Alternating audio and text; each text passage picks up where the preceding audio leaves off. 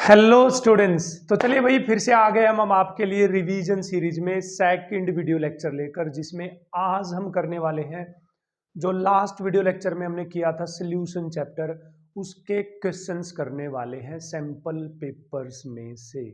तो I hope आप बहुत ही अच्छे हैं और फिट हैं, फाइन है। तो चलिए स्टार्ट करते हैं बिना टाइम को वेस्ट किए आज का वीडियो लेक्चर।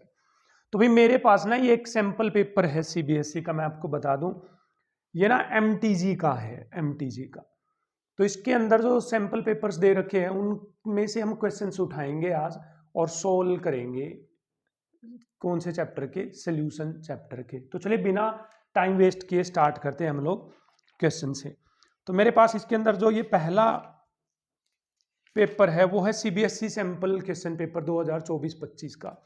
चलिए सैंपल पेपर के क्वेश्चन, सैंपल पेपर में देखते हैं क्या क्वेश्चन पूछा गया था इस चैप्टर से। तो देखिए क्या क्वेश्चन है यहाँ पर। भाई स्टेटमेंट तो मैं शायद सबकी ना लिख पाऊँ, आप कोशिश करना समझने की। डिजिटल बोर्ड है नहीं, बट थोड़ी सी मेहनत करेंगे तो आ जाएगा डिजिटल बोर्ड भी, ऐसी बात नहीं है। Nitrogen gas is soluble in water at temperature 293 kelvin. कि जो नाइट्रोजन गैस है वो 293 केल्विन टेम्परेचर पे वाटर के अंदर सोल्यूबल है। तो उसका जो KH है, हेनरीज कांस्टेंट, वो है 76.48 किलो बार।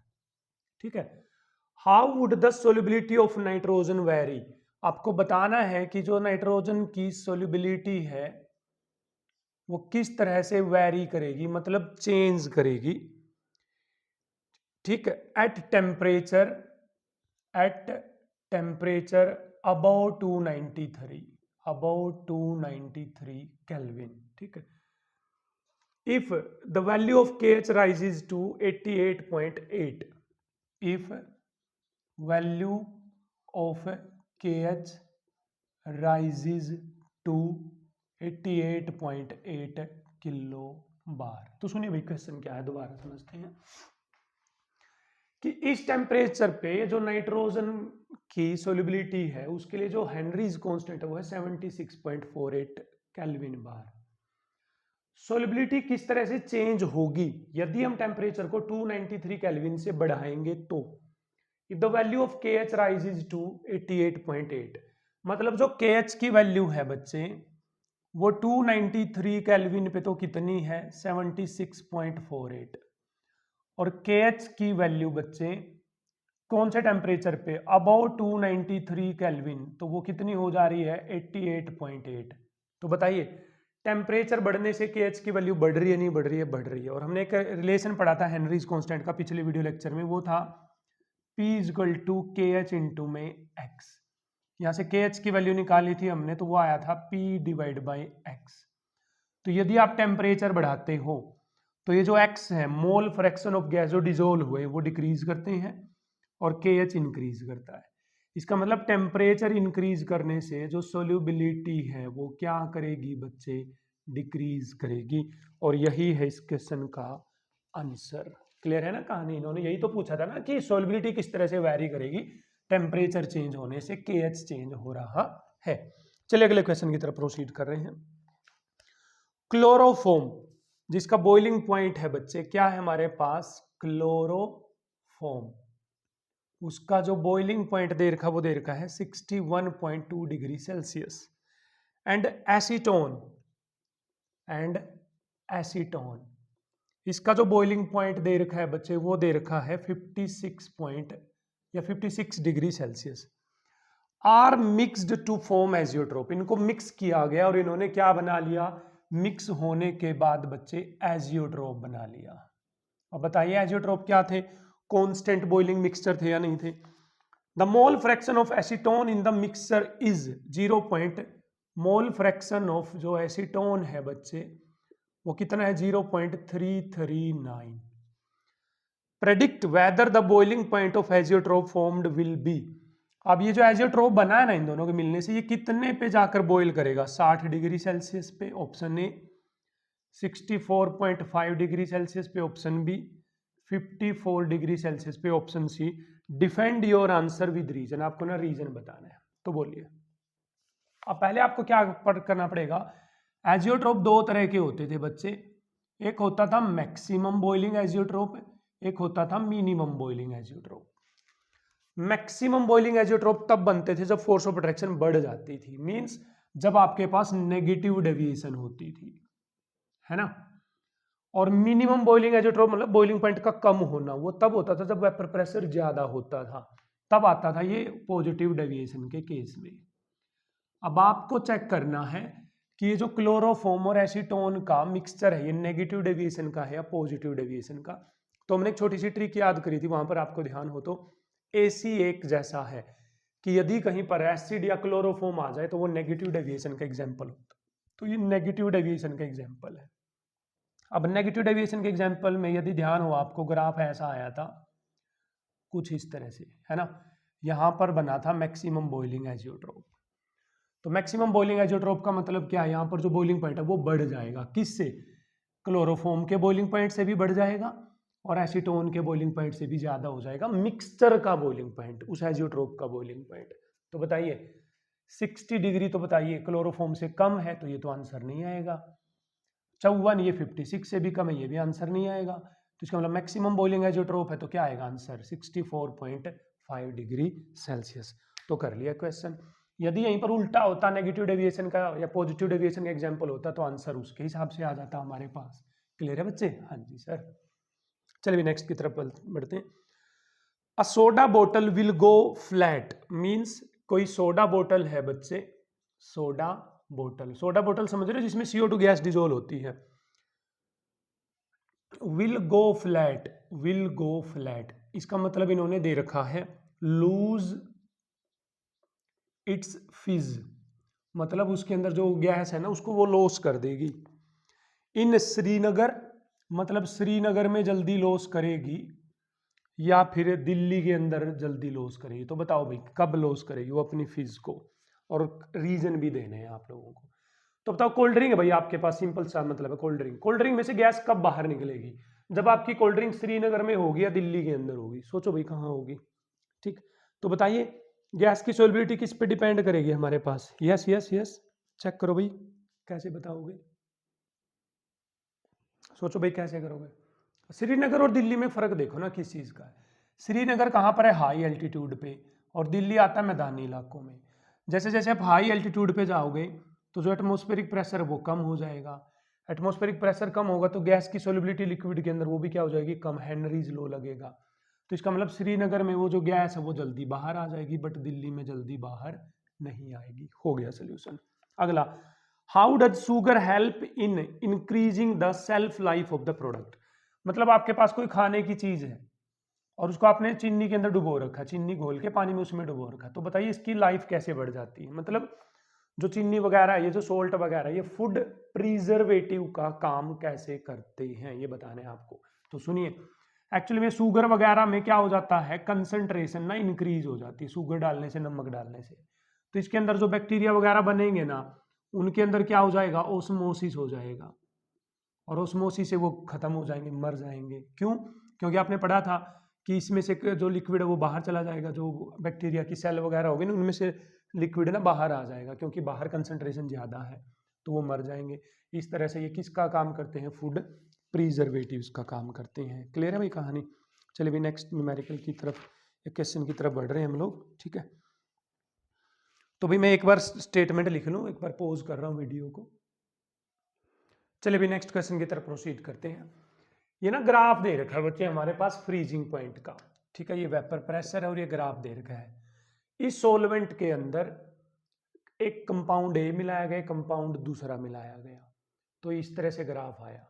तो आप देख सकते हैं जब सोल्यूशन 2 है, इसका जो फ्रीजिंग पॉइंट है वो बहुत कम है, और सोल्यूशन 1 का फ्रीजिंग पॉइंट इससे थोड़ा सा ज़्यादा है, और सॉल्वेंट का फ्रीजिंग पॉइंट इन सब में ज़्यादा है। तो बताइए होगा क्या, जब इस सॉल्वेंट में हम ए मिक्स करेंगे तो इसका फ्रीजिंग पॉइंट कम होगा, ये डिप्रेशन इन फ्रीजिंग पॉइंट है। जब बी मिक्स करेंगे तब भी फ्रीजिंग पॉइंट कम होगा। अब ज्यादा किस में हो रहा है फ्रीजिंग पॉइंट कम, सोल्यूशन 2 में हो रहा है। चेक करो यहां से यहां तक इतना गैप है, और सोल्यूशन 1 में क्या हो रहा है, कम। अब आपको पता है कि जो डेल्टा टी एफ वो होता है बच्चे के एफ इंटू में एम। डेल्टा टी एफ किसके इक्वल होता है, के एफ इंटू में एम। तो बताइए ध्यान से। अब फिर क्या कह रहे हैं, आपको सोल्यूशन 1 और सोल्यूशन 2 आइडेंटिफाई करने हैं कि एल्यूमिनियम नाइट्रेट का कौन सा है इनमें से और ग्लूकोज का कौन सा है इनमें से। तो बताइए, ग्लूकोज तो एक ऐसा सोलवेंट है बच्चे जो ना डिसोसिएट होता और ना ही क्या होता एसोसिएट। तो इसके लिए जो आई की वैल्यू वो क्या रहेगी 1। तो हमारा फॉर्मूला होता था delta T F is equal to I K F into में एम। तो बताइए, अब इसके अंदर आई की वैल्यू यदि मैं 1 पुट कर दूं तो आंसर आ गया के एफ इंटू में एम। तो ये आ गया डेल्टा टी एफ किसके लिए, ग्लूकोज के लिए। बट यदि मैं एल्यूमिनियम नाइट्रेट के लिए निकालूं, एल्यूमिनियम नाइट्रेट तो एक सोल्ट है बच्चे और ये तो डिसोसिएट हो जाएगा। देखो एल्यूमिनियम नाइट्रेट तो क्या हो जाएगा, डिसोसिएट। Al3 पॉजिटिव बना लेगा और 3NO3 नेगेटिव बना लेगा। तो बताइए जब डिसोसिएशन होता है तो आई की वैल्यू 1 से ज्यादा आएगी नहीं आएगी। तो बताइए डेल्टा टी एफ, अब यहाँ पर जो आई है ये क्या होगा 1 से ज्यादा। तो बताइए जो फ्रीजिंग पॉइंट का डिप्रेशन आएगा वो एल्यूमिनियम नाइट्रेट के केस में क्या आएगा, ज्यादा आएगा। तो इसका मतलब जो सोल्यूशन 2 है ये किसका है, एल्यूमिनियम नाइट्रेट का है, और सोल्यूशन 1 है ये किसका है बच्चे, ग्लूकोज का है। आई होप कि क्लियर होगा आप लोगों को अच्छे से, ठीक है, अच्छी बात है भाई। तो चलिए नेक्स्ट क्वेश्चन नीचे ही दे रखा है, the osmotic pressure of a solution of cane sugar is 2.46 atm। अब ऑस्मोटिक प्रेशर का फॉर्मूला लगाइए। पाई इज इक्वल टू क्या होता था बच्चे, CRT, that is pi is equal to number of moles divide by volume into में RT। ठीक है, अब जो केन शुगर का ऑस्मोटिक प्रेशर वो है 2.46 atm, तो पाई की जगह पुट कर दिया 2.46। ठीक है, हाँ जी, नंबर ऑफ मोल्स रहेंगे नंबर ऑफ मोल्स, वॉल्यूम रहेगी V, R रहेगा R, T रहेगा T। क्लियर। नेक्स्ट क्या कह रहे हैं, एट 300 केल्विन था ये, if solution was diluted 5 times, मतलब इसके अंदर ना पानी मिला दिया और इसकी वॉल्यूम बढ़ा दी गई 5 टाइम्स। तो बताइए नंबर ऑफ मोल्स वॉल्यूम की जगह क्या आ जाएगा बच्चे, 5V आ जाएगा, नहीं आ जाएगा, R रहेगा एज इट इज। ठीक है, कैलकुलेट पाई एट सेम टेम्परेचर, मतलब T भी आपको क्या रखना है T, और यहां पर कैलकुलेट करना है आपको पाई।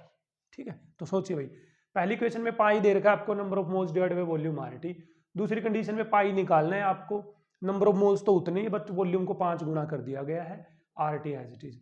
तो इक्वेशन 1 को इक्वेशन 2 से डिवाइड करोगे तो RT से RT क्या हो जाएगा, कैंसल, N से N कैंसल, V से V कैंसल हो जाएगा बच्चे। तो यहाँ पर आ गया 2.46 डिवाइड बाई पाई, ऊपर बच गया बच्चे कटने के बाद 1, नीचे बच गया बच्चे 1/5, तो 5 चला जाएगा ऊपर। तो यहाँ से पाई की वैल्यू क्या आ जाएगी बच्चे, 2.46 डिवाइड बाई 5। आप कैलकुलेट कर लेंगे आंसर अब आगे चलकर। ठीक है, कर लेंगे भाई, इतना तो कैलकुलेट है। हाँ जी, ब्राइटनेस बढ़ा दूँ भाई मैं यहाँ पर ना, ताकि अच्छे से विजिबल हो आपको। तो चलिए भाई नेक्स्ट क्वेश्चन पे प्रोसीड कर रहे हैं, इसी के क्या आएगा, how can pi be changed without change in volume. अब वॉल्यूम चेंज मत करो लेकिन पाई चेंज होना चाहिए। तो बताइए पाई का फॉर्मूला क्या है, pi is equal to number of moles divide by volume into में RT। अब वॉल्यूम चेंज करनी नहीं, आपको पाई चेंज करना है। तो बताओ कैसे चेंज कर सकते हो आप, टेम्परेचर चेंज कर दो। क्या चेंज कर दो, टेम्परेचर, क्योंकि टेम्परेचर पे भी तो डिपेंड करता है ना पाई। तो इसका तो आंसर सीधा सा आ गया है कि टेम्परेचर चेंज कर दो। अगला, वाइल गिविंग इंट्रावीनस इंजेक्शन, जब है ना जो ये वेन्स है ना इनके अंदर इंजेक्शन देते हैं, तो जो कंसंट्रेशन ऑफ सोल्यूशन है, जो इंजेक्शन लगाते हैं ना जिस सोल्यूशन का, उसकी जो कंसंट्रेशन है उसके बारे में केयर्ड अबाउट, उसकी ना चिंता करी जाती है, ये चेक किया जाता है कि वो सोल्यूशन ठीक है या नहीं है। तो क्यों, क्योंकि हमारे ब्लड के अंदर बच्चे ना ब्लड सेल्स होती हैं। अब यदि वो जो कंसंट्रेशन का इंजेक्शन लगाया उसकी कंसंट्रेशन यदि ज्यादा है तो बताइए इसमें से लिक्विड बाहर चला जाएगा, ओस्मोसिस हो जाएगा ब्लड सेल का, और ब्लड सेल क्या हो जाएंगी, पिचक जाएंगी, श्रिंक कर जाएंगी।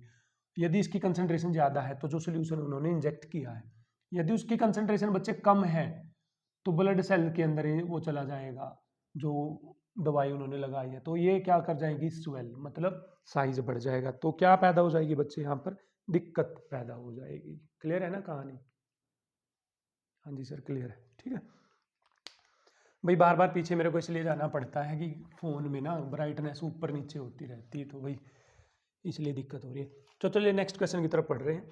सोल्यूशन ऑफ फिनोल वाज, एक सोल्यूशन है बच्चे किसका, फिनोल का। Solution of phenol was obtained by dissolving 2 into 10 की power -2 kilogram of phenol in 1 kilogram benzene. 1 kilogram benzene में एक ढोला गया।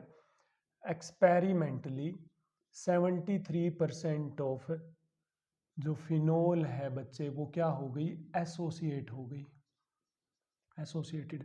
Calculate depression in freezing point, आपको ना डेल्टा टी एफ कैलकुलेट करना है। यदि के एफ आपको दे रखा है 5.12, ठीक है। तो चलिए भाई कैलकुलेट करते हैं। तो बताइए डेल्टा टी एफ का फॉर्मूला क्या आएगा बच्चे, आई इंटू में के एफ इंटू में एम। आई वेंटो फैक्टर है, आई हमें निकालना पड़ेगा। और बोलिए ये एसोसिएशन का केस है बच्चे, एसोसिएशन का। और जब जब आपके पास कौन सा केस आएगा बच्चे, एसोसिएशन का, तो फॉर्मूला क्या लगेगा बताइए आई निकालने का। तो मैं बता देता हूँ, डिसोसिएशन का फॉर्मूला होता था I is equal to 1 + n-1 alpha, ये था डिसोसिएशन का। और यदि एसोसिएशन का निकालना है तो बच्चे आई इज इक्वल टू 1 + n को ना 1/n कर दो, तो 1/n -1 यहाँ पर आ जाएगा बच्चे अल्फा, ठीक। अब एसोसिएशन का मतलब देखो, यहाँ पर दो बंदे ना एक बंदे में कन्वर्ट हो रहे हैं, तो कितने बंदे एक बंदे बन रहे हैं, 2, तो n की वैल्यू आ गई बच्चे 2। यदि 3 बंदे एक बंदा में कन्वर्ट हो रहे हैं तो n की वैल्यू आ जाती 3। तो बताइए 1 आ गया यहाँ पर, प्लस 1/n की जगह कितना आ गया 2 -1। अब अल्फा कितना है यहाँ पर, 73% फिनोल एसोसिएट हो रहा है। तो अल्फा निकालने का तरीका है बच्चे, 73 को 100 से डिवाइड कर दो तो आ गया 0.73। तो अल्फा आ गया 0.73। तो चलिए 1 यहाँ से कितना बच गया बच्चे, 1 -1/2 बच गया यहाँ पर माइनस का, और इनटू में 0.73, तो आ गया 1 माइनस, काट दो भाई 0 0 6 12 2 5 30, तो ये आ गया लगभग 0.64 के आसपास, जहाँ तक मुझे लग रहा है आई की वैल्यू। तो बताइए आई लेस देन 1 आया नहीं आया, और आई लेस देन 1 कहाँ पर होता है, जहाँ पर एसोसिएशन होता है। क्लियर है कहानी, हाँ जी। फिर आपको डेल्टा टी एफ निकालना था, तो आ जाइए भाई डेल्टा टी एफ तो निकालना आसान है। अब के एफ आई की वैल्यू आ गई बच्चे 0.64। के एफ की वैल्यू कितनी बच्चे 5.12।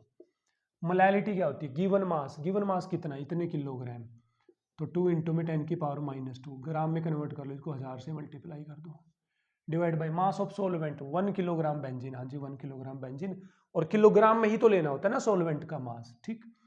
अच्छा फिर आता है हमारे पास given mass divide by molar mass. अब फिनोल का ना मोलर मास और लेना पड़ेगा आपको। फिनोल का फॉर्मूला होता है C6H5OH। तो बताइए 12 6 72 हो गया, हाइड्रोजन हो गई 6, ऑक्सीजन हो गई 16, तो 6 6 12 और 2 14, 7 और 2 9, तो 94, इंटू में 94 आ जाएगा। अब आप डेल्टा टी एफ क्या कर सकते हैं, कैलकुलेट कर सकते हैं। तो इतने क्वेश्चन पूछे गए थे सीबीएसई के सैंपल पेपर में, जो अभी अभी बनाया था सीबीएसई ने। चलिए हम अब अगले सैंपल पेपर की तरफ बढ़ रहे हैं। तो चलिए भैया अगले सैंपल पेपर के क्वेश्चंस मैंने लिख दिए, यहाँ पर 4 ही क्वेश्चन पूछ रखे हैं अगले सैंपल पेपर के अंदर। इसके अंदर जो मेरे पास है एमटीजी का या जिसका भी है। पहला question, what will be freezing point of 0.5 molal KCL solution, KF आपको दे रखा है। तो बताइए, तो पहले डेल्टा टी एफ निकालना पड़ेगा बच्चे, वो किसके इक्वल होता है, आई इंटू में के एफ इंटू में एम, है ना। अब बताइए केसीएल एसोसिएट होगा या डिसोसिएट होगा, तो आंसर है डिसोसिएट, क्योंकि केसीएल टूट कर क्या बनाता है बच्चे, के पॉजिटिव प्लस में सीएल नेगेटिव। और जब तक आपको नहीं दे रखा हो कि कितने % टूटेगा, तो आपको नहीं 100% मानना होता है कि टूटेगा। और जहां पर कोई चीज 100% डिसोसिएट होती है, तो मैंने कल बताया था आपको लास्ट के वीडियो लेक्चर में कि जितने उसके अंदर आयंस होते हैं ना वही आई होता है। तो इसमें कितने आयंस बने, 2, तो आई की वैल्यू आ गई, देखो आई की वैल्यू आ गई बच्चे 2, के एफ की वैल्यू आ गई बच्चे कितनी 1.86। अच्छा मोलैलिटी कितनी देर की 0.5, तो 0.5। बताइए डेल्टा टी एफ निकाल लोगे या नहीं निकाल लोगे, ठीक है क्लियर है, हाँ जी सर निकाल लेंगे। वैसे एमसीक्यूज में था, मतलब मल्टीपल चॉइस में था, बट मैंने लिख दिया सीधा इसको। अगले पे आते हैं। 4% NaOH का सोल्यूशन है और 6% यूरिया का सोल्यूशन है। 4% तो किसका सोल्यूशन है? NaOH का। और 6% किसका सोल्यूशन है? यूरिया का। और इक्विमोलर, इक्विमोलर मतलब जो इनकी मोलैरिटी है ना वो सेम है। तो बताइए पाई इज इक्वल टू क्या होता था? CRT। तो pi is equal to CRT, but are not isotonic. अब सुनो, इनकी जो कॉन्सेंट्रेशन है वो सेम है, सी सेम है, ये भी सेम है, आर तो सेम होता ही है, ठीक, टेम्परेचर सेम है।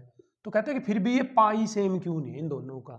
जब इनकी कंसेंट्रेशन सेम है तो पाई सेम क्यों नहीं है? तो आंसर है बच्चे, NaOH एक ऐसा सोल्यूट है जो बार बार क्या होता है? डिसोसिएट होता है। और यदि ये डिसोसिएट होगा तो यहां पर तो आ ही आएगा।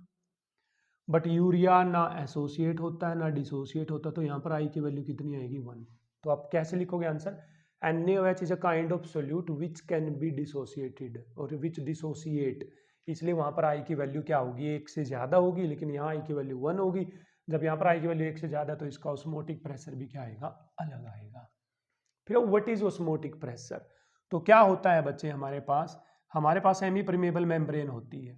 तो लो कंसंट्रेशन से सॉल्वेंट के मॉलिक्यूल हाई कंसंट्रेशन की तरफ आने की कोशिश करते हैं।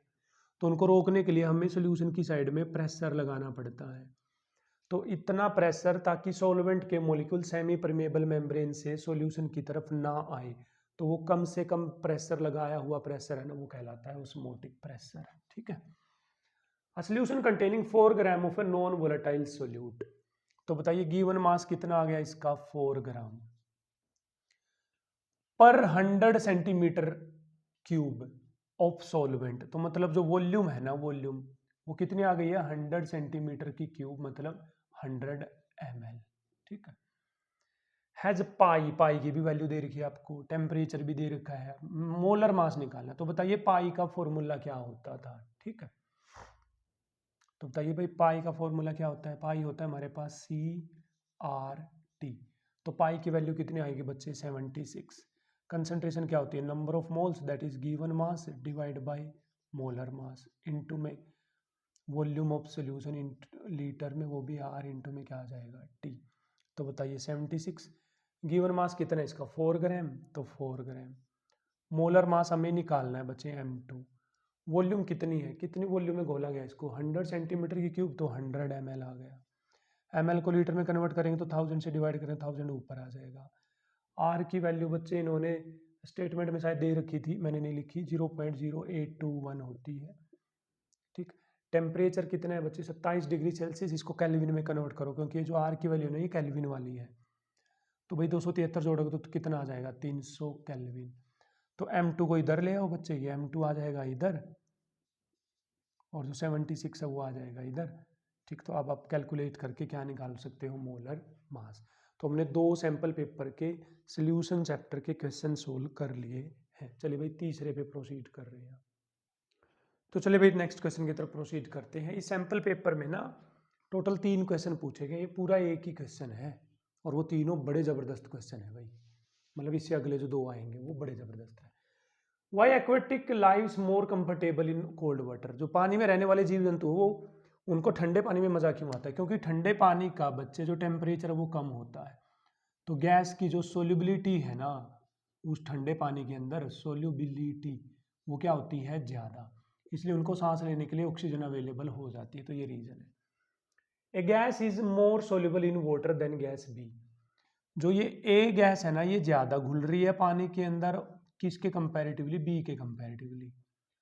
तो बताइए सेम टेम्परेचर है तो KH की वैल्यू किसकी ज़्यादा होगी? तो बताइए KH की वैल्यू का क्या फॉर्मूला आया था? इस P बाय में X। जिसकी सोलिबिलिटी ज़्यादा उसका KH क्या होगा? कम, और जिसकी सोलिबिलिटी कम है उसका KH क्या होगा? ज़्यादा। तो बताइए A ज़्यादा सोल्यूबल है तो इसका KH क्या हो जाएगा? कम। ठीक है भाई। हाँ जी, थर्ड क्वेश्चन पे चलते हैं।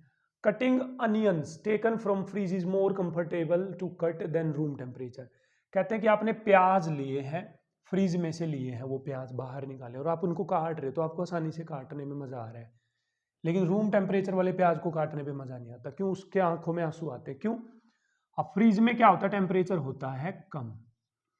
अब जो वेपर प्रेशर है ना फ्रीज के अंदर वो क्या होगा, कम।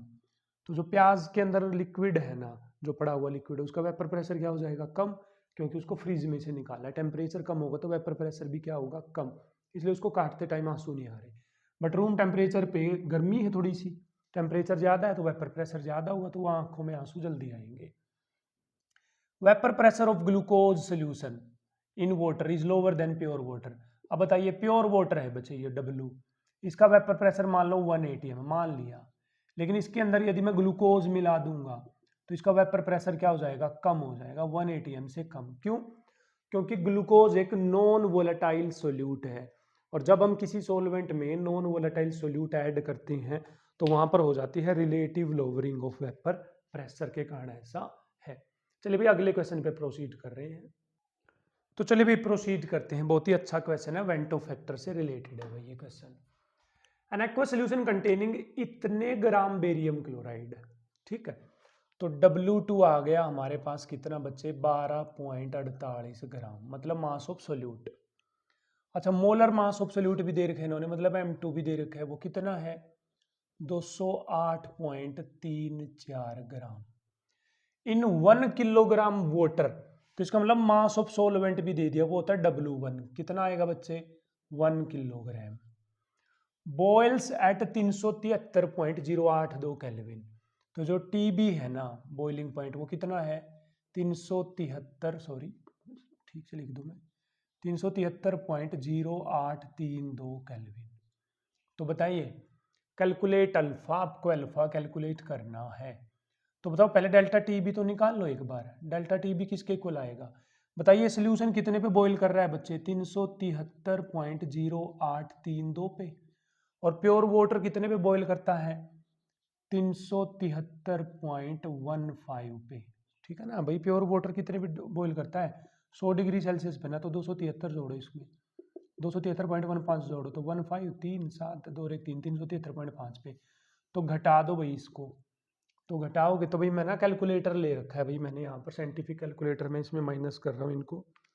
373 पॉइंट, एक second, 373.0832 minus 373.15 is equal to, ये आ रहा है भाई हमारे पास 0.0668, ठीक है ना।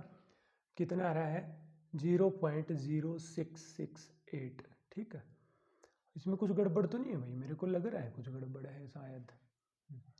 यहाँ पर भाई ये ज़ीरो नहीं आएगा भाई, way I am sorry for that, ये ना ज़ीरो नहीं आएगा, यहाँ पर ये ज़ीरो नहीं आएगा, ठीक। तो भाई दोबारा माइनस करना पड़ेगा, एक बार आप रुकेंगे।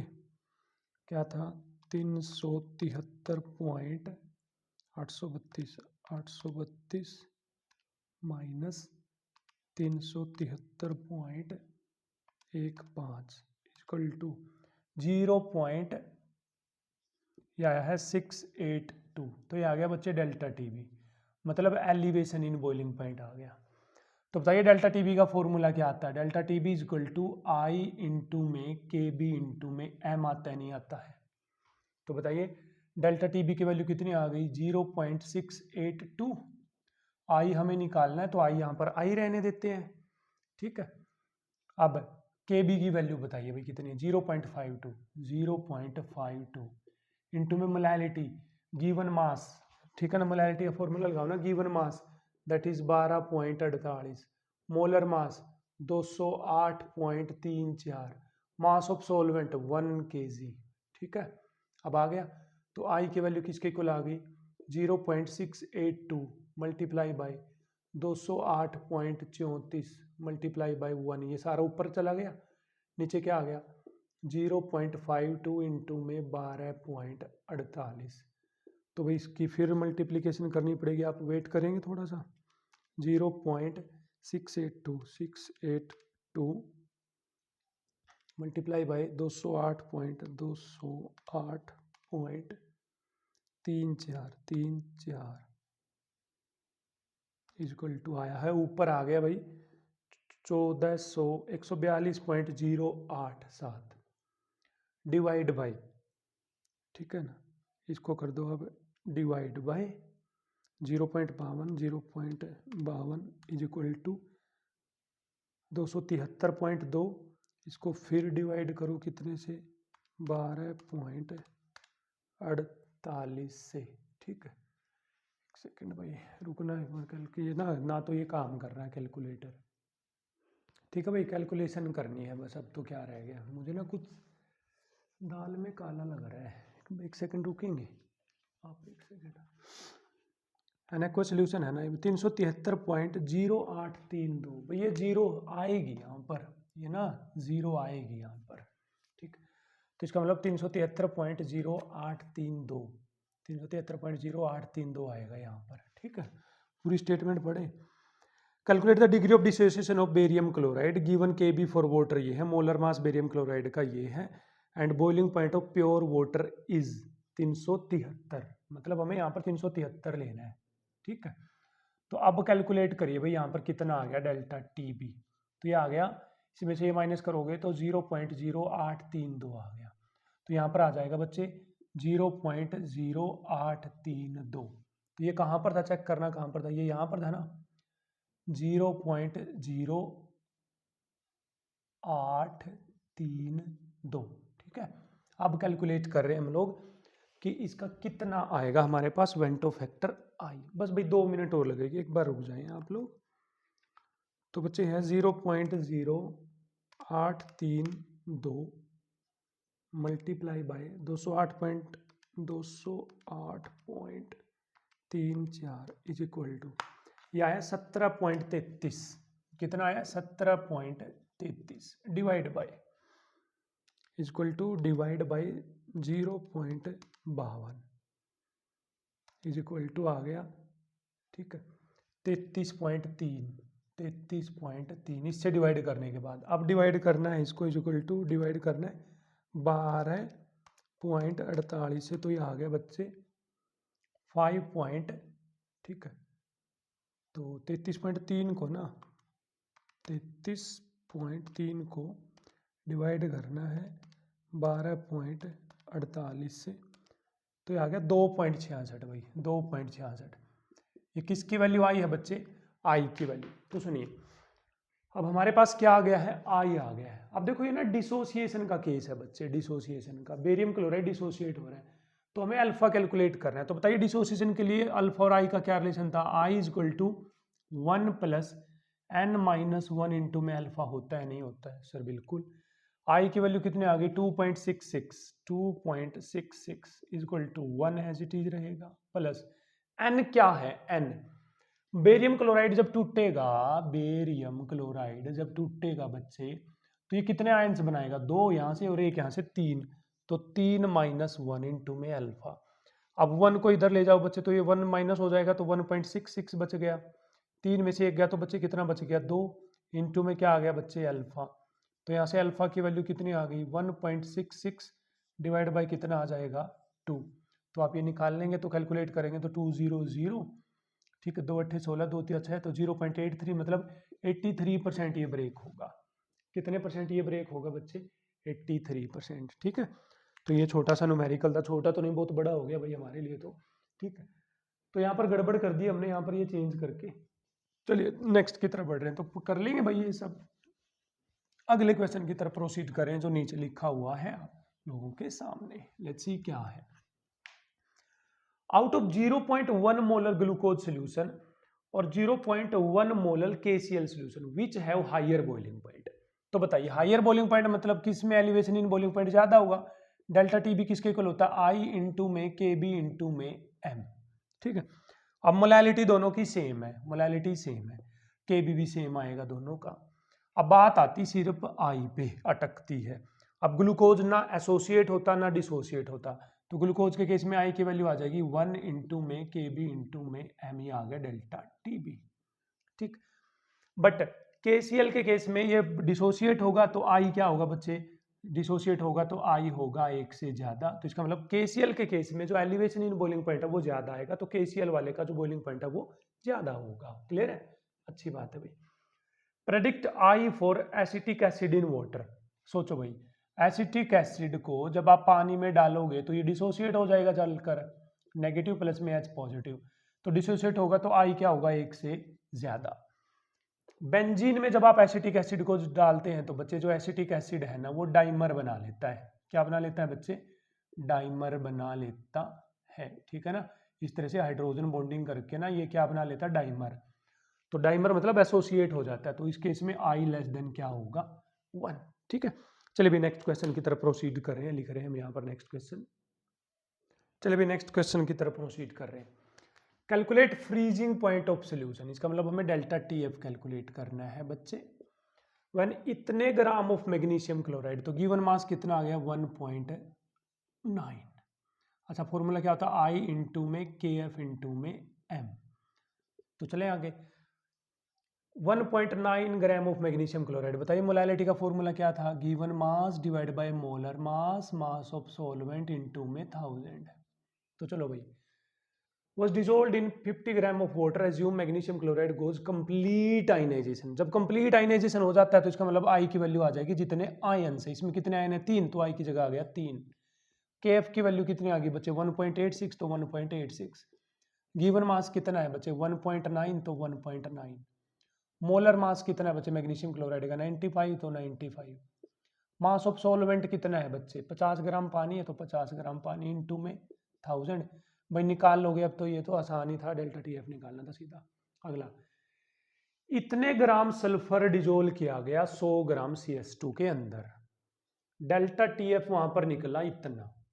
Calculate formula of S x. के एफ आपको दे रखा है, मोलर मास आपको दे रखा है सल्फर का, मतलब आपको एक्स निकालना है। मतलब सल्फर अंदर जाने के बाद जुड़ रहा है, या तो सल्फर 2 बन रहा है, या सल्फर 3 बन रहा है, या सल्फर 4, या सल्फर 5, या सल्फर 6, या सल्फर 7, या सल्फर 8 जुड़ रहा है। हमें एक्स की वैल्यू निकालनी है, तो हमें वेंटो फैक्टर आई निकालना। भाई कहने का मतलब सीधा सा ये है। तो बताइए क्या डेल्टा टी एफ, तो डेल्टा टी एफ किसके इक्वल आएगा बच्चे, आई इंटू में के एफ इंटू में एम। एम की वैल्यू अभी अभी बताई मैंने, W2 divide by M2 into में W1 इंटू में 1000। तो कर दो पुट, डेल्टा टी एफ की वैल्यू कितने आ गई 0.383। आई हमें निकालना है, के एफ कितना है बच्चे 3.83। गिवन मास कितना है सल्फर का 2.56, तो 2.56। मोलर मास सल्फर का कितना देगा, देखो इधर दे रखा 32, तो 32। मास ऑफ सॉल्वेंट कितना है बच्चे 100 ग्राम, तो 100 ग्राम इनटू में कितना आ जाएगा 1000। तो भी जो जो चीज कट रही है ना उनको काट दो एक बार, देखना 2 0 से 2 0 कैंसिल हो गई, तो आई निकालो यहाँ से किसके को आ गया 0.383, मल्टीप्लाई में हो जाएगा ऊपर चलकर 32, ठीक है। डिवाइड में आ जाएगा 3.83, डिवाइड बाय आ जाएगा 2.56, डिवाइड बाय आ जाएगा बच्चे 10। अब बोलो इसके 3 पॉइंट है ना, तो 3 डेसिमल ओपन होगी, तो नीचे आ गया 1000, ठीक है। अब 2 डेसिमल यहाँ से, 2 डेसिमल यहाँ से, तो ऊपर चला गया 10,000। तो बोलो 10,000 से 10,000 कैंसिल, 383 से 383 कैंसिल, 32 156 पे जाएगा तो 1/8 आ गया। तो आई की वैल्यू आ गई 1/8। 1/8 का कहने का मतलब पता है क्या है, कि सल्फर के पाँव में 8 आएगा, मतलब 8 बंदे जुड़कर कितने बंदे बना लेंगे, एक बंदा बना लेंगे। एसोसिएशन का केस है, तो ऐसे इट इसका क्या आ जाएगा फॉर्मूला। चलिए भाई नेक्स्ट क्वेश्चन की तरफ प्रोसीड कर रहे हैं। चलिए भाई प्रोसीड करते हैं नेक्स्ट क्वेश्चन की तरफ। इतने ग्राम बेंजोइक एसिड डिजोल्व किया गया इतने ग्राम बेंजीन में, डेल्टा टी एफ इन्होंने दे रखा है। आई आपको निकालना है, नेचर ऑफ सोल्यूट बताना है कि ये एसोसिएशन होगा यहाँ पर या डिसोसिएशन होगा। तो चलो भाई फॉर्मूला लगा देते हैं डेल्टा टी एफ का। Delta T F is equal to I into में के एफ इंटू में molality, given mass divide by molar mass, mass of solvent into में 1000। तो डेल्टा टी एफ कितना आ गया बच्चे 1.62। आई हमें निकालना है, के एफ की वैल्यू दे रखी होगी, चेक करना एक बार 4.9। गिवन मास ऑफ सोल्यूट कितना है 3.9 ग्राम। मोलर मास ऑफ सोल्यूट कितना है देखना भाई, मोलर मास दे रखा 122। मास ऑफ सोलवेंट कितना, कितने ग्राम बेंजीन में घोला गया है 49 में, इनटू में क्या आ जाएगा बच्चे 1000। तो बताइए आई की वैल्यू कितनी आ गई 1.62 multiply by 122 multiply by 49 divide by 4.9 divide by 3.9 divide by 1000। अब जो जो डेसिमल ओपन हो रही है डेसिमल, देखो दो डेसिमल है ना, दो डेसिमल तो नीचे का 100 तो ऊपर चला गया। इसका डेसिमल ओपन करोगे तो नीचे कितना आ गया 100, है ना। 100 से 100 क्या हो गया बच्चे कैंसल। 49 से 49 क्या हो गया बच्चे कैंसल। अब ये 3 पे कट रहा है शायद, 3 पे 13 3 39, 3 पे 3 पंजे 15, 3 चौके 12, तो ये 13 पे कट रहा है नहीं कट रहा भी देखना। तो देखो भाई काटो, मैं कैलकुलेटर ले लूँ क्या एक बार फिर से। चलो भाई क्या है 54 multiply by 122 is equal to 6588, 6588, ठीक है, डिवाइड बाई 13 और ये 1000। तो भाई कैलकुलेटिव मिस्टेक हो सकती हैं, आप लोग इस पे मत जाना। तो आ गया 0.506। तो बताइए आई की वैल्यू लेस देन 1 आई है, तो इसका मतलब ये क्या आएगा, एसोसिएशन का केस है। किसका केस है, एसोसिएशन का। चलिए भी नेक्स्ट की तरफ बढ़ रहे हैं। इतने मोलल एक्वा सोल्यूशन है इस जुगाड़ का, ठीक है, फ्रीज एट इतने पे जम रहा है जाकर, तो इसका मतलब डेल्टा टी एफ ही लिख दूं ना मैं इसको, भी पानी 0 पे जमता है और ये फ्रीज हो रहा है इतने पे, तो ये डेल्टा टी एफ ही तो है। तो डेल्टा टी एफ का फॉर्मूला क्या था बच्चे, आई इंटू में के एफ इंटू में एम। अब डेल्टा टी एफ की वैल्यू कितनी है 0.00732, आई हमें निकालना है, के एफ की वैल्यू के एफ 1.86, मोलैलिटी की वैल्यू कितनी है 0.0020, 0.0020। तो बताइए आई की वैल्यू क्या आ जाएगी, इसको इन से डिवाइड कर दो, तो ये अब आप अपने आप कर लेंगे। क्लियर है। चलिए नेक्स्ट क्वेश्चन की तरफ प्रोसीड कर रहे हैं। चलिए भाई नेक्स्ट क्वेश्चन की तरफ प्रोसीड कर रहे हैं हम लोग। Heptane and octane form ideal solution. Heptane और ऑक्टेन मिलकर आपस में आइडियल सॉल्यूशन बनाते हैं। हेप्टेन का फॉर्मूला क्या होता है बच्चे, C7H16, है ना। ऑक्टेन का फॉर्मूला C8H18। ये आइडियल सॉल्यूशन बनाते हैं। Vapour pressure of two liquids are इतना रेट इतना किलो पास्कल। इसका मतलब ये प्योर का वेपर प्रेशर है ना, तो प्योर हेप्टेन का वेपर प्रेशर कितना है बच्चे 105.2, और प्योर ऑक्टेन का वेपर प्रेशर कितना है बच्चे 46.8। पी नोट आ गया। अब चलो, what will be vapour pressure of mixture of इतने ग्राम हेप्टेन और इतने ग्राम ऑक्टेन। मिक्सचर का वेपर प्रेशर कैसे होगा, तो पी टोटल निकालना पड़ेगा हमें।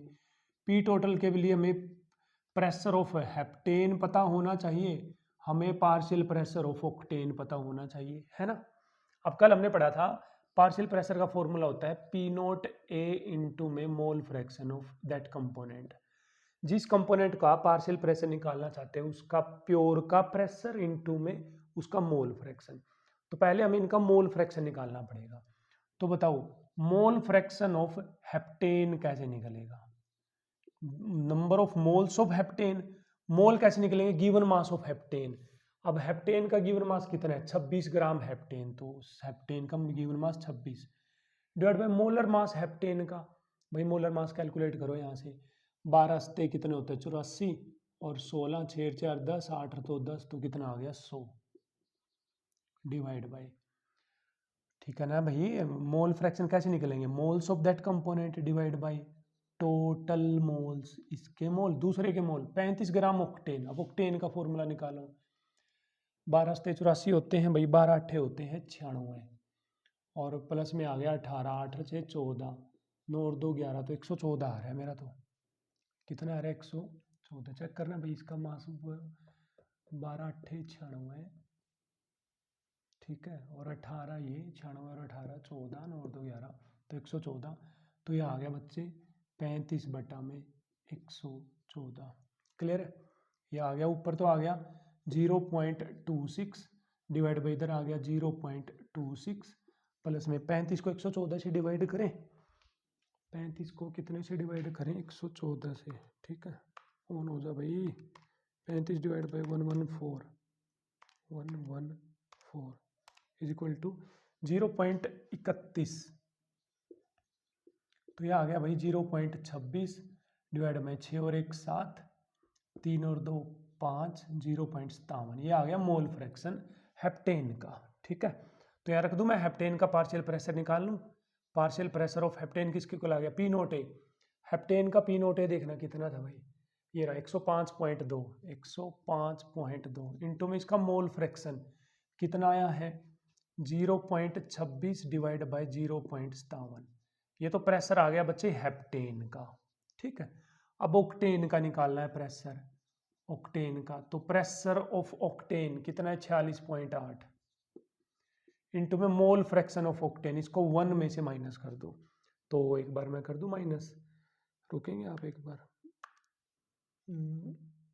0.26 divide by 0.57 is equal to, इसकी वैल्यू आ रही है बच्चे 0.456, इसको माइनस करना है कितने में से 1 में से, इज इक्वल टू 0.54 आ गया भाई, तो 0.54, तो ये प्रेशर ऑफ ऑक्टेन आ गया। तो अब करना है क्या बच्चे, इसके प्रेशर को और इसके प्रेशर को जोड़ना है, तो मिक्सर का टोटल वेपर प्रेशर आ जाएगा। समझिए इस बात को, यहाँ पर क्या था, ठीक है, हेप्टेन ऑक्टेन आइडियल सोल्यूशन बना रहे हैं और ऐसा ऐसा है, इनका प्योर का वेपर प्रेशर आपको दे रखा है, तो इनका मोल फ्रैक्शन कैसे निकालना है, given mass divide by molar mass, उसके mole divide by total mole, आसानी से आप निकाल पाएंगे। चलिए भैया अगले क्वेश्चन की तरफ प्रोसीड कर रहे हैं। अब हम क्या आ रहा है भाई, थोड़ा सा ना आपको ये लगेगा कि जल्दी जल्दी करवा रहे हैं सर, तो भी जल्दी जल्दी ही करवाना पड़ेगा, तभी इतने सारे क्वेश्चंस हो पाएंगे हमसे, अदरवाइज नहीं होने वाले हैं। इतने ग्राम एसिटिक एसिड डिजोल्व किया गया इतने ग्राम एसीटोन में, एंड इतने ग्राम बेंजीन में, फिर उसको डिजोल्व किया गया, पहले तो उसको डिजोल्व किया है एसीटोन में, फिर उसको डिजोल्व किया गया बेंजीन में। तो बताइए डेल्टा टीबी का फॉर्मूला लगा दें, डेल्टा टीबी देर का, delta T B is equal to I into में के बी इंटू में given mass divide by molar mass, mass of solvent into में 1000। ठीक है, हाँ जी सर ठीक है। तो बताओ, पहले एसिटिक एसिड का लिख रहे हैं हम लोग एसीटोन के लिए, तो बताओ कितने ग्राम एसिटिक एसिड डिजोल्व किया गया, 1.22 ग्राम, तो W2 की जगह आ गया 1.22 डिवाइड बाय, ठीक है भाई। अब I की वैल्यू हमें निकालनी पड़ेगी, यहाँ पर के बी दे रखा होगा, देखो एसीटोन के लिए के बी 1.7 इंटू में यहाँ पर क्या आ गया 1000। अच्छा, मोलर मास कितना होता है भैया एसिटिक एसिड का, एसिटिक एसिड आता है बच्चे CH3COOH, एसिटिक है ना, ठीक। देखना एसिटिक एसिड का मोलर मास कितना आएगा, 2 कार्बन है तो 12 12 हो गया बच्चे 24, 4 हाइड्रोजन है तो 4, 16 16 32, 4 4 8 तो 10, 3 और 2 5 और 1 6, तो आ गया 60, कितना आ गया बच्चे 60। ठीक है, हाँ जी। मास ऑफ सोलवेंट कितने ग्राम एसीटोन में घोला गया 100 ग्राम में, तो बच्चे आ गया 100 ग्राम, क्लियर है। अब डेल्टा टीबी की वैल्यू कितनी आ रही है इसकी 0.17, तो कैलकुलेट करो भाई आई की वैल्यू कितनी आएगी, 0.17 डिवाइड में आ गया 1.7 डिवाइड में आ गया 1.22 डिवाइड में आ गया बच्चे 1000, ऊपर चला गया बच्चे 60, ऊपर चला गया 100, बस रीअरेंज कर रहा हूँ मैं और कुछ नहीं कर रहा। अब जो डेसिमल से डेसिमल कैंसिल हो गई, इस डेसिमल का जो 10 आएगा वो चला जाएगा 10 बच्चे ऊपर, तो बताइए 1000 से 1000 क्या हो गया है कैंसिल, 17 से 17 क्या हो गया बच्चे कैंसिल, ठीक है ना, 17 से 17 क्या हो जाएगा कैंसिल, ठीक है बच्चे यहाँ पर आ गया, ठीक है। और अच्छा इन्होंने क्या क्या रखा, देखो आई कैलकुलेट करना है आपको, I and molar mass of benzoic acid, benzoic acid, एक सेकंड हमने क्या लिख रखा है एसिटिक एसिड, रुक रुक रुक रुक रुक रुक रुक रुक रुक रुक, अच्छा बेंजोइक एसिड है भाई यहाँ पर, sorry sorry sorry sorry, I really feel very sorry for it, भाई बेंजोइक एसिड है। अब बेंजोइक एसिड का मोलर मास कितना होता है, बेंजोइक एसिड का फॉर्मूला होता है C6H5COH, चेक कैलकुलेट करना भाई, 12 6 72 और 12 ये हो गया, हाइड्रोजन होगी टोटल 6 और 16 16 32, 6 2 8 2 10 और 2 12, 1 7 1 8 1 9 3 12, 122 होता है। तो यहाँ पर 60 की जगह जो मोलर मास लिया था ना उसकी जगह 122 ले लेना, बस आपको कुछ नहीं करना, तो कट गया, तो आई की वैल्यू आ गई बच्चे 1। अब इसका मतलब समझो क्या, इसका मतलब बेंजोइक एसिड एसीटोन में ना एसोसिएट होगा और ना ही क्या होगा डिसोसिएट, और जब ना कोई चीज एसोसिएट होती ना कोई डिसोसिएट होती तो आई की वैल्यू आती है 1। अब ऐसे केस में जो नॉर्मल मास होता है वही आंसर आएगा। तो इसका मतलब बेंजोइक एसिड का जो मास आएगा एसीटोन के अंदर वो नॉर्मल मास आएगा। नॉर्मल मतलब उसका 122 ग्राम ही मास आएगा। क्लियर है कहानी सर? हाँ जी बिल्कुल क्लियर है इतना तो। अब आगे चलते हैं हम दूसरा केस, इसी का दूसरा केस। अब डेल्टा टी भी आ गया 0.13, डेल्टा टी भी आ गया 0.13। आई हमें निकालना है। के बी की वैल्यू देखो अब कितनी देर की है। अब बेंजीन वाला के बी लेना है 2.6। अच्छा गिवन मास कितना लिया था बी 1.22 मोलर मास 122 इंटू में W1। अब देखना कितना एसीटोन की बजाय बेंजीन कितना ले रखा 100, तो 100 इंटू में क्या आ गया बच्चे 1000। तो भाई अभी काटा पीटी यहीं कर दो एक बार। 100 इसकी डेसिमल ओपन कर दो तो 10। देखिए 122 से 122 कैंसिल, 1000 से 1000 कैंसिल, तो आई की वैल्यू कितनी आ गई 0.13। ये 100 ऊपर चला जाएगा, डिवाइड बाय आ जाएगा बच्चे 26। इसको ओपन करो डेसिमल को तो 100, तो 100 से 100 कैंसिल हो गया, इससे ये कट गया तो 1.2 आ गया, मतलब 0.5। 0.5 मतलब क्या हो जाएगा बच्चे एसोसिएशन। क्या हो जाएगा बच्चे एसोसिएशन आ जाएगा। क्या आ जाएगा एसोसिएशन। और जब भी एसोसिएशन होता है तो बेंजोइक एसिड जुड़ेगा। क्या होगा बेंजोइक एसिड जुड़ेगा। और जब भी बेंजोइक एसिड जुड़ेगा तो मोलर मास बढ़ेगा। क्या आएगा मोलर मास बढ़ेगा। तो बताइए अब आई की वैल्यू कैसे निकालते थे हम, molar mass calculated divide by molar mass observed. तो आई की वैल्यू कितनी आ गई 0.5। कितनी आ गई 0.5। क्लियर है ना कहानी यहाँ तक? ठीक।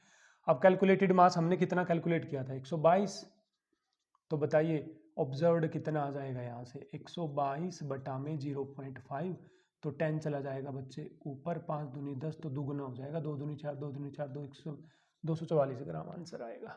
कितना आएगा 244 ग्राम आंसर। तो हम अब तक ना 4 सैंपल पेपर्स के क्वेश्चन सोल्व कर चुके हैं, 4 के। तो चलिए भाई नेक्स्ट क्वेश्चन की तरफ प्रोसीड कर रहे हैं हम लोग। What are the signs of delta H and delta V for positive deviation. हमेशा याद रखिए यदि पॉजिटिव डेविएशन है तो साइन पॉजिटिव रहेंगे, नेगेटिव डेविएशन है तो साइन नेगेटिव रहेंगे।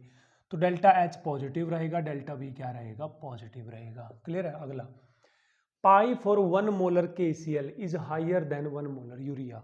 मतलब KCl का जो ऑस्मोटिक प्रेशर है वो ज्यादा आता है as compare to 1 molar urea. हालांकि कंसंट्रेशन दोनों की सेम है।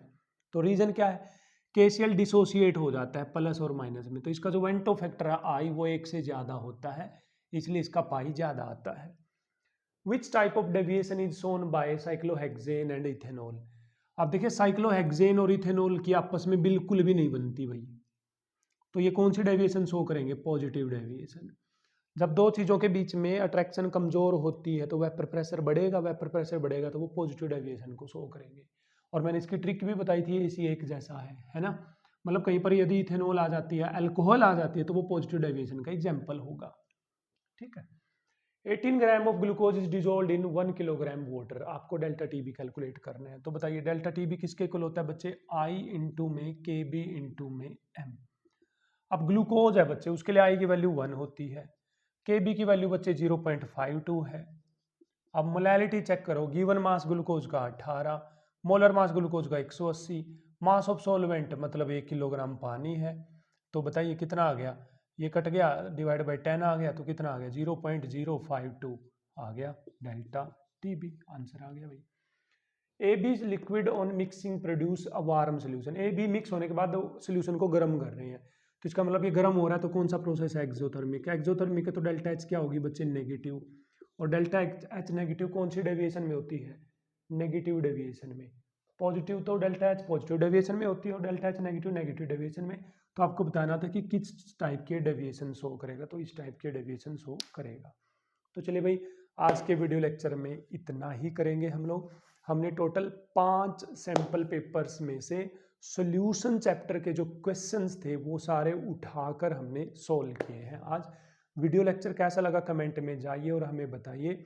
और फिर भी आपका कोई सजेशन है कि सर ऐसा ऐसा करोगे तो हमारे लिए और भी अच्छा रहेगा, तो आपका मोस्ट वेलकम है। कमेंट में आप सजेस्ट कर सकते हैं हमें। तो मिलते हैं अगले वीडियो लेक्चर में, जहाँ पर #3 यानी 3rd वीडियो लेक्चर पे हम चलेंगे। जिसमें हम इलेक्ट्रोकेमिस्ट्री का कंप्लीट रिवीजन लेकर आ रहे हैं। तो छोटा सा काम जो मैं आपको हमेशा बोलता हूँ वो करना है कि शेयर करिए वीडियो को मैक्सिमम बच्चों के पास, ताकि इस एग्ज़ाम टाइम पे मैक्सिमम बच्चे इन वीडियोस का बेनिफिट ले सकें। तो मिलते हैं आपसे अगले वीडियो लेक्चर में, तब तक के लिए टेक केयर।